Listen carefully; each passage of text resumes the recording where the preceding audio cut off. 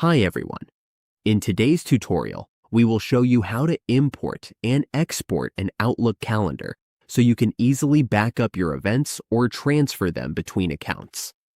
Whether you're switching devices or sharing schedules, these features make calendar management simpler. To get started, open Microsoft Outlook and click the File tab in the upper left corner. From here, click Open and you will see the import and export options. From this screen, we can import files and we can also export our calendar. Just keep in mind that a subscription is required to do this. Once that is done, we have successfully imported and exported our Outlook calendar file. We can also import a calendar by clicking Calendar in the upper left.